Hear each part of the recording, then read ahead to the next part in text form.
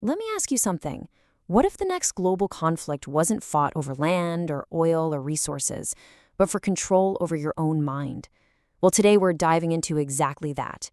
A new kind of warfare where the battlefield is the most private space you have, your own thoughts. It sounds like something pulled straight from science fiction, doesn't it? But based on the sources we've gone through, we have to ask a deeply disturbing question.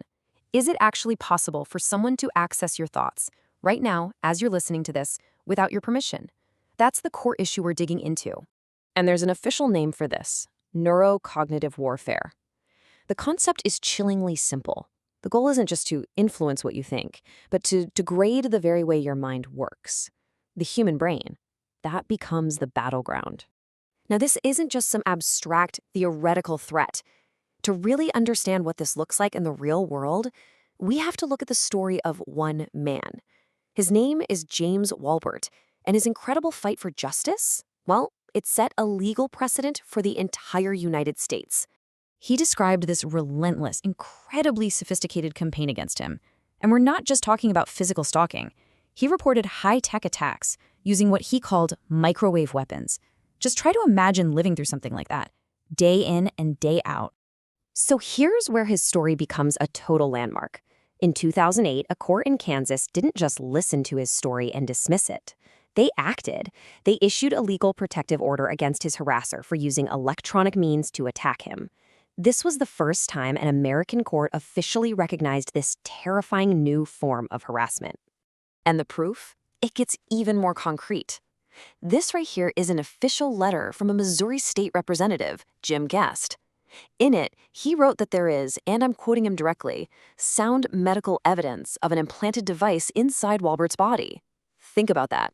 We have an elected official citing medical experts confirming the physical evidence was really there. As absolutely shocking as James Walbert's case is, the evidence we've seen suggests he wasn't an isolated case. Not by a long shot. His story really opens the door to a much larger, more systemic problem, one that affects thousands of people who now call themselves targeted individuals. For instance, let's look at the testimony of Bryan Kofron. He's a whistleblower from SIS, which is a private security firm that actually works with some of the biggest tech companies out there. He came forward and alleged that his company was using advanced psychological warfare and surveillance, and was systematically targeting vulnerable people, like the homeless, right on the streets of Seattle. Kofron's testimony, and others like it, points to this huge, tangled web. Whistleblowers describe a system where you've got private security contractors, DHS-funded fusion centers, federal law enforcement, and huge amounts of data from tech companies all intersecting. What they create is a massive surveillance network aimed squarely at ordinary citizens. But how is any of this even possible? I mean, it sounds like something from a spy movie. Let's actually look at the science behind it, and at the patents, many of which have been public knowledge for decades.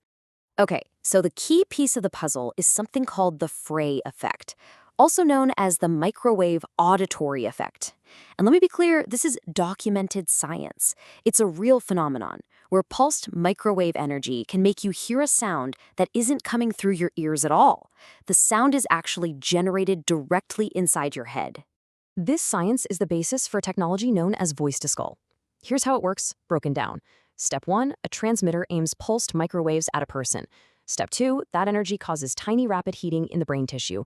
And step 3, that rapid heating creates a pressure wave that your inner ear picks up and interprets as sound. It is literally a voice generated inside your own head. And please, don't think this is some new invention. It's not. Alan Frey first documented this effect way back in 1961. By 1973, the Walter Reed Army Institute had already successfully transmitted spoken words into a subject's head. And then, in 2002, the U.S. government granted an official patent for a weapon system designed to do exactly this. The technology is a matter of public record. So, let's connect the dots. The technology is real. The legal precedent exists. What does this actually mean for you, for me, for all of us? This brings the whole fight back to the most personal territory there is, our own consciousness. The people who are reporting these horrifying experiences, the organized stalking, the electronic harassment, hearing voices, they aren't just faceless statistics. We're talking about thousands of normal, everyday people. They could be your neighbors, your friends, even your own family. And that leaves us with a truly chilling question to think about. If this started happening to you, if your own private thoughts were suddenly no longer your own, who could you even tell? And with all the stigma around this, who would possibly believe you? This is the crisis that victims are facing every single day. The big takeaway from all these sources is crystal clear. This is not science fiction. This is happening right now to people who are just like you. And unless we all stand up together, you could be next. In this new kind of war, being silent isn't a defense, it's surrender. We put this explainer together using the Liberation Archives, which is a collection of declassified documents and whistleblower testimony that brings these hidden truths out into the open. If you want to do something about this, the Neuropsychological Warfare Alliance is on the front lines, fighting to protect our freedom of thought. Go to neuropsychwarfare.org. There, you can join the alliance, you can support victims of neurowarfare and anomalous health incidents, and you can demand protection for the last true frontier, your own mind.